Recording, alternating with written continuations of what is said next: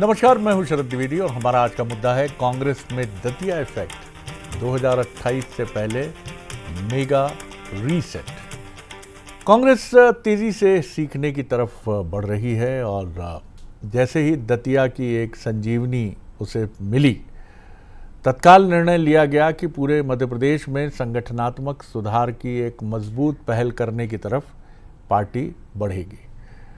जाहिर है दतिया के बाद मोरल ऊंचा है, बूस्ट है और कांग्रेस ये चाहती है कि इस समय जबकि कार्यकर्ता, सीनियर लीडर्स, तमाम लोग खुश हैं इस बात से कि एक प्रतिष्ठापूर्ण लड़ाई में कांग्रेस ने जीत हासिल की है, तो उनकी कोशिश है कि वो इसे आगे भी बनाए रखें। और कांग्रेस ने ये समझ लिया है कि बिना बूथ और संगठनात्मक मजबूती के आप कितना भी अपनी तमाम कमज़ोरियों पर काबू पा लें, लेकिन जो असली मैदानी योद्धा हैं, जब तक उनका मनोबल मजबूत नहीं होगा और जब तक वो लड़ाई के लिए पूरे मन से आगे नहीं आएंगे, कांग्रेस के लिए जीत एक सपना ही बनी रह सकती है। और यही वजह है कि कांग्रेस ने तुरंत चौंकाया नतीजा आने के तुरंत बाद ही, और अब कांग्रेस एक बड़े ऑर्गेनाइजेशनल रिफॉर्म यानी संगठनात्मक सुधार की तरफ तेजी से बढ़ रही है। नए पदाधिकारी, नई ऊर्जा और इनके साथ 2028 पर निगाह। निश्चित तौर पर इसके पीछे और भी घटनाक्रम हैं जो आसपास घटे हैं बीते कुछ समय में, और कांग्रेस ये मान रही है, उसका दावा है कि इसका लाभ भी उसको अगले इलेक्शंस में मिल सकता है। मिलेगा नहीं मिलेगा ये तो नतीजे बताएंगे। आज इसी पर हम बात करेंगे। सबसे पहले देखिए हमारी ये रिपोर्ट, फिर चलेंगे डिबेट की तरफ। दतिया की जीत का इफेक्ट कांग्रेस में दिखने लगा है। मध्य प्रदेश कांग्रेस में बड़े बदलावों का दौर शुरू हो चुका है। संगठन सृजन अभियान के तहत प्रदेश प्रभारी हरीश चौधरी ने प्रदेश कांग्रेस के सभी विभागों, प्रकोष्ठों और उनकी जिला एवं ब्लॉक इकाइयों को तत्काल प्रभाव से भंग कर दिया है। दिल्ली में हुई समीक्षा बैठक के बाद लिए गए इस फैसले को संगठनात्मक पुनर्गठन की दिशा में बड़ा कदम माना जा रहा है। कांग्रेस के मुताबिक दतिया की जीत ने साबित कर दिया है कि मजबूत संगठन कठिन चुनावी मुकाबलों का नतीजा बदल सकता है। उपचुनाव में जिस तरीके से पार्टी ने काम किया है, उत्साह है। 2028 में कांग्रेस पार्टी माननीय जीतू पटवारी के नेतृत्व में, माननीय सीएलपी के नेतृत्व में हम सब लोग मिलकर 2028 की तैयारी कर रहे हैं। उसी तारतम्य में इन विभागों को, प्रकोष्ठों को हम नए सिरे से बना रहे हैं, इसलिए इनको भंग किया गया। शीघ्र ही नए अध्यक्ष और नई कार्यकारिणी इन सब विभागों की, इन सभी प्रकोष्ठों की बनने जा रही है। जहाँ तक जिलाध्यक्षों के रेड और ऑरेंज और ग्रीन जोन की बात है, तो ये भी पूर्व में राहुल गांधी जी ने खुद कहा था कि हम 6 महीने का समय देंगे और 6 महीने के बाद जो व्यक्ति उस तरीके से काम नहीं कर पा रहा या उसकी उपयोगिता कहीं और है तो उनको हम शिफ्ट करेंगे, ताकि नयापन कांग्रेस पार्टी में रहे, वर्किंग कल्चर बने और जो बदलती हुई कांग्रेस है उसमें सारे के सारे लोग काम कर सकें। कांग्रेस सिर्फ प्रकोष्ठों तक सीमित नहीं है। खबर है कि संगठन सृजन अभियान की समीक्षा के बाद कमजोर प्रदर्शन वाले करीब 1 दर्जन जिलाध्यक्षों पर भी कार्रवाई की तैयारी है। कांग्रेस का साफ संदेश है कि जो मैदान में सक्रिय रहेगा वही संगठन में जिम्मेदारी निभाएगा। वहीं बीजेपी ने भी दतिया हार से बड़ा सबक लिया है। पार्टी ने उपचुनाव में कथित निष्क्रियता और संगठन विरोधी गतिविधियों को लेकर जिला कार्यकारिणी समेत बड़ी संख्या में पदाधिकारियों को पदमुक्त कर दिया है। इसे पार्टी अनुशासन को लेकर अब तक की सबसे बड़ी कार्रवाई माना जा रहा है। रही बात आज जो उन्होंने अपने विभाग और प्रकोष्ठ को उन्होंने निरस्त किया है, निश्चित तौर पर हरीश चौधरी, जीतू पटवारी मिलकर कांग्रेस पर कब्जा करना चाहते हैं। अभी तक कांग्रेस में विभिन्न गुटों के लोग विभिन्न पदों पर थे। इस निरस्तीकरण के बाद अब जो नई कांग्रेस के विभाग और प्रकोष्ठ बनेंगे उसमें शुद्ध रूप से जीतू पटवारी और हरीश चौधरी के लोग होंगे।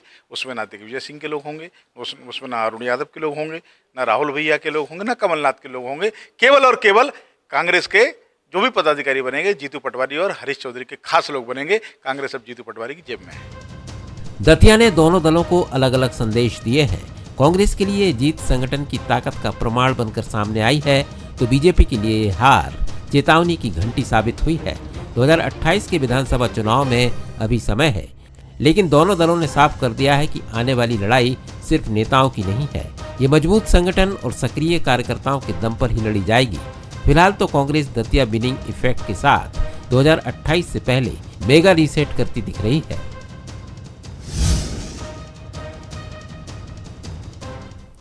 चलिए अब हमारे सवालों की तरफ रुख करते हैं। क्या संगठन रीसेट प्लान कांग्रेस की 2028 की मेगा स्ट्रैटेजी रणनीति का हिस्सा है? दतिया की जीत कांग्रेस के लिए सिर्फ नई शुरुआत है या बड़ा पॉलिटिकल मैसेज, इंडिकेशन, संकेत? क्या बीजेपी की सख्ती कार्यकर्ताओं को फिर से अनुशासन का पाठ पढ़ाएगी? ये हमारे सवाल हैं। जो मेहमान हैं उनसे मिलिए। स्टूडियो में मेरे साथ हैं कांग्रेस के युवा नेता और स्पोक्स पर्सन अवनीश बुंदेला जी, बहुत स्वागत है। जगदीश द्विवेदी जी हैं, मध्य प्रदेश के वरिष्ठतम पत्रकारों में से एक, राजनीतिक विश्लेषक, उनका बहुत स्वागत है। और दिलीप परिहार जी हैं, भारतीय जनता पार्टी के सीनियर लीडर और विधायक, उनका भी स्वागत है। जगदीश जी शायद कांग्रेस के भविष्य को तलाश रहे हैं 2028 में। काफ़ी धीर गंभीर मुद्रा है उनकी। तो पहला प्रश्न उन्हीं से, आपकी जो आंखें हैं, भाव प्रवण आंखें तो वैसे ही हैं, प्रकृति प्रदत्त, ईश्वर प्रदत्त, लेकिन आप जहां झांकने की कोशिश कर रहे थे, मैं समझ रहा हूं शायद वो 2028 है। किस तरह से देखते हैं आप दतिया के बाद कांग्रेस का ये फैसला कि वो संगठनात्मक सुधारों की तरफ तेजी से बढ़ेगी और तुरंत ये ऐलान भी कर दिया गया? कैसे देखते हैं जगदीश जी, और क्या संभावनाएं? क्या कांग्रेस सीख रही है या अभी ये सब कुछ कहना बहुत जल्दबाजी होगा? शरद जी, इसमें कोई दो मत नहीं कि दतिया की जीत ने कांग्रेस में प्राणवायु तो दी है, उसका कारण भी है। मैं विजयपुर की जीत को उतना महत्वपूर्ण नहीं मानता, ठीक बात है। वो बेल्ट वैसा था, लेकिन दतिया में जिस तरह से सरकार पूरी तरह लगी थी, उसके बाद भी कांग्रेस जो जीती, उसने निश्चित रूप से कांग्रेस को संजीवनी दी है। और कल जो दिल्ली में बैठक हुई थी रात में, तो कल दिल्ली में जो कांग्रेस नेताओं की बैठक थी, उसमें ये साफ हो गया था और कि कांग्रेस में अब बदलाव है। आप मोर्चा प्रकोष्ठों की बात कर रहे हैं, निश्चित रूप से कांग्रेस संगठन को गढ़ने का काम कर रही है और उसे करना भी चाहिए, क्योंकि अगर कांग्रेस गांव-गांव में कांग्रेस का कार्यकर्ता है, मैं हमेशा ये कहता हूं, लेकिन कांग्रेस अगर कहीं कमजोर है तो वो अगर मात खाती है बीजेपी से, तो संगठन के लेवल पे ही मात खाती है। और जो मेरी अपनी सूचना है शरद जी, आप मान के चलिए कि पहला फेज है ये, इसके बाद आपके उसमें आए जिलाध्यक्ष बदले जाएंगे और मैं उससे आगे जाके आपको बता रहा हूं कि आप देखिएगा पूरी प्रदेश कांग्रेस कमेटी जो है आने वाले दिनों में भंग होगी और नए पदाधिकारी बनाए जाएंगे, नए सिरे से प्रदेश कांग्रेस का भी गठन होने वाला है। ये सब कुछ केवल और केवल इसलिए कि लगातार पार्टी सत्ता से बाहर है और उसे लग रहा है कि शायद इस बार कुछ उम्मीद है, क्योंकि कांग्रेस तैयारियां तो बहुत अच्छी करती है, इसमें कोई दो मत नहीं। अभिनंदन बुंदेला जी भी मेरी बात से सहमत होंगे नहीं होंगे मैं नहीं जानता, मेरे बुंदेलखंड क्षेत्र के युवा हैं वो, लेकिन अंत में आते आते जब पार्टी बिखरती है, इस पार्टी की जो सबसे बड़ी दिक्कत है, बिखरना, दिक्कत ये है कि जब 6 महीने रह जाते हैं और टिकट का समय आता है, तो आप देखिए पत्तों की तरह जो है पार्टी बिखरती है और उस बिखरने में कार्यकर्ता का कोई दोष नहीं होता। नेता अपने अपने नेताओं के जो अपने अपने अलग सुर निकलते हैं, वो इस पूरी उसकी लंबी कवायद मैं लौटता हूं जगदीश जी, लगभग हाशिए पे जाके ढकेल देते हैं। जी, आपने महत्वपूर्ण बात कही। दिलीप जी, विश्लेषकों का ये भी मानना है कि दतिया में जो आपने किया, वो अगर 15 दिन पहले चुनाव के कर देते तो शायद नतीजों पर असर आता। बड़ी देर की मेहरबान आते आते थोड़ा पहले हो जाता ये पार्टी। जी बोलिए। प्रजातंत्र में द्विवेदी जी, सब लोगों को चुनाव में अपनी बात रखने का मौका मिलता है। भारतीय जनता पार्टी ने पूरे विस्तार से अपनी बात रखी, हमारे उम्मीदवार ने रखी और उसके बीच में जनता के बीच में गए। जनता का जो भी जनादेश तो उसको हमने स्वीकार किया है और उससे हमने वो हार में भी हमने सीखते हैं और हमने वो सीखने की वजह से ही आज उसके लिए नया एक मापदंड तय किया है पार्टी ने और उसमें नए चेहरे जब आएंगे और सबका साथ लेकर चलेंगे और भारतीय जनता पार्टी को वापिस स्थापित करेंगे। चुनाव ये सीट कांग्रेस की ही थी और कांग्रेस ने जीती, मगर हमें कहीं ना कहीं वोटों में वृद्धि हुई है, इसलिए ये नहीं कह सकते हम कि कहीं ना कहीं जनता ने हमें नकार दिया। कांग्रेस जरूर अभी खुश हो रही है मगर जनता हमारी कार्यशैली की वजह से, लोक कल्याणकारी योजनाओं की वजह से डॉक्टर मोहन यादव जी से खुश है। और हम जो कह सकते हैं ये बात कि चुनाव हार में भी हम बहुत कुछ सीखेंगे। और सीखने की वजह से संगठन ने आज जिस प्रकार से संगठन के पदाधिकारियों की समीक्षा की है, जिलाध्यक्ष, मंडल अध्यक्ष, अन्य पदाधिकारी की, उन पदाधिकारी को भी कहीं न कहीं कुछ आत्मलोकन करने की आवश्यकता है कि क्यों हारे। और हार के पीछे हमारे संगठन ने, प्रदेश अध्यक्ष जी ने, हेमंत जी खंडेलवाल ने बिल्कुल समीक्षा करके और बिल्कुल पॉइंटेड, कहीं न कहीं जहां कई कारण हो सकते हैं मगर संगठन में जो बदलाव कर रहे हैं या संगठन के लोगों को पदमुक्त किया है, उसके आधार पर भी हम ये कह सकते हैं कि हमने कुछ न कुछ सीखा है। और इस सीख की वजह से हम आने वाले समय में और दृढ़ता के साथ चुनाव में भी आएंगे और जनता की सेवा भी करेंगे। बिल्कुल दिलीप जी, क्योंकि हार से भी सीखा जाता है। क्योंकि एक बड़ी महत्वपूर्ण बात किसी दार्शनिक ने कही है कि जीत और हार दोनों की एक्सपायरी डेट होती है, एक दिन दोनों साथ छोड़ते हैं।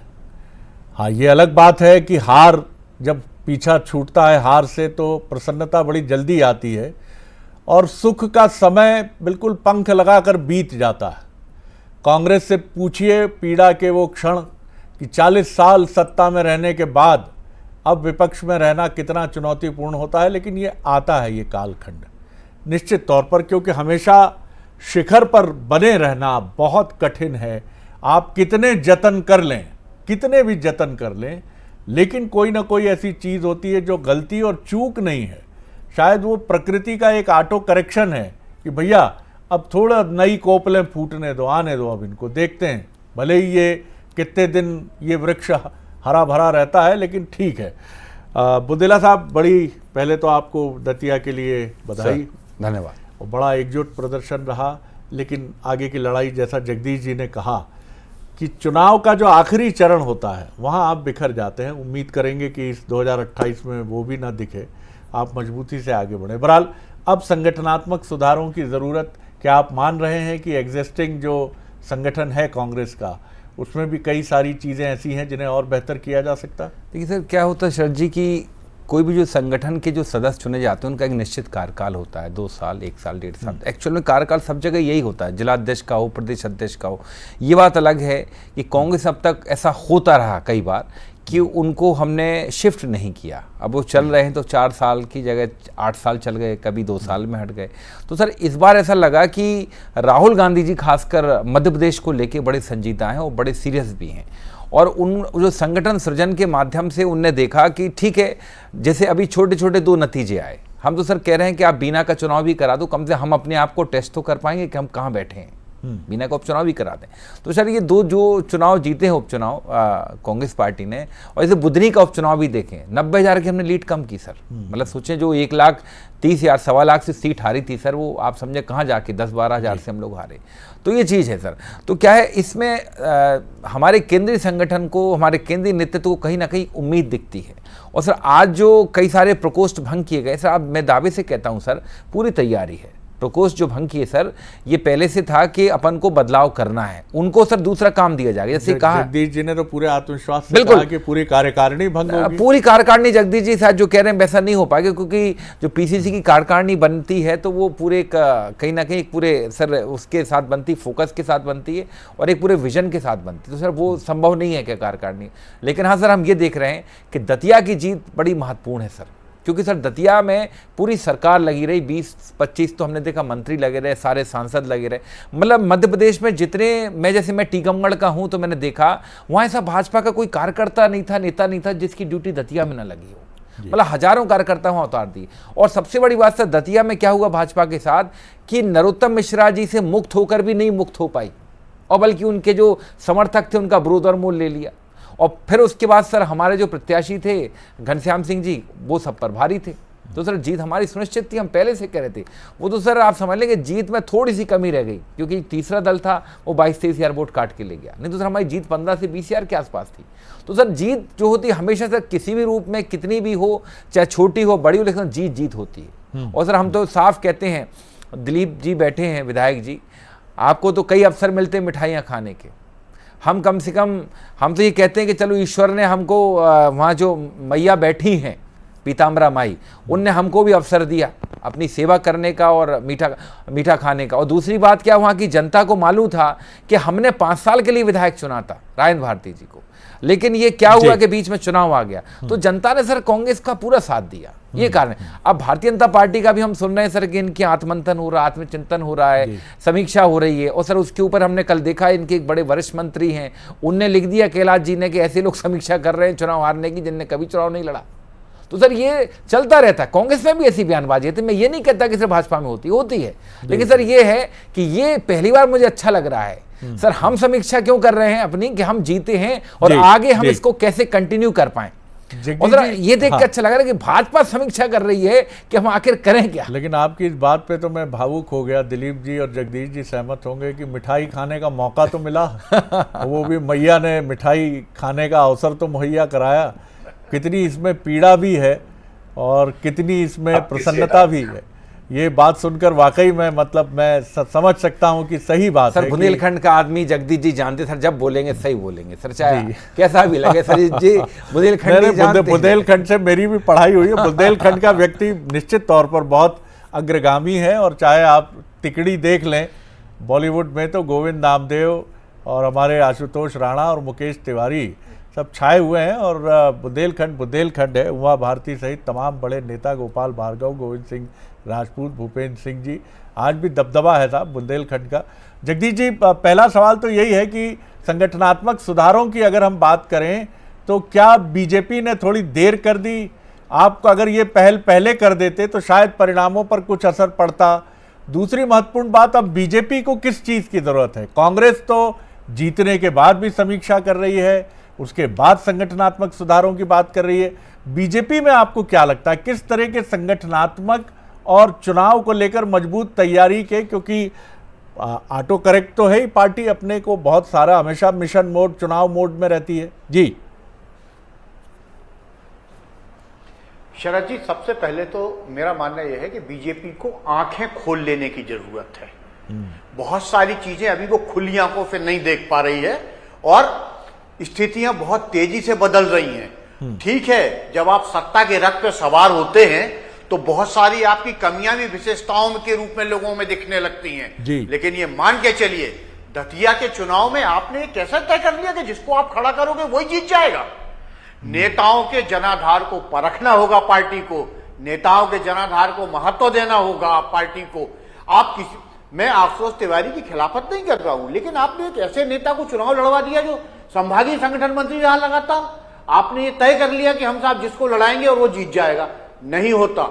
कांग्रेस भले ही खुश हो रही हो कि घनश्याम सिंह चुनाव बात कह रहे हैं आप, मैं मान के कह रहा हूं कि बीजेपी चुनाव हारी है, वहां बीजेपी चुनाव हारी है, कांग्रेस चुनाव नहीं जीती है।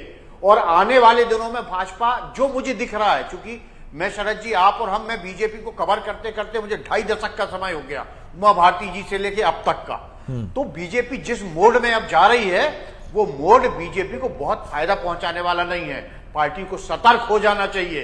जिसे आप चाहोगे, जिसे खड़ा करोगे, उसके पीछे कार्यकर्ता, नेता का अपना एक वजूद होता है। एक अगर एमएलए किसी क्षेत्र में होता है तो वो उस क्षेत्र के लिए दिन रात संघर्ष करता है।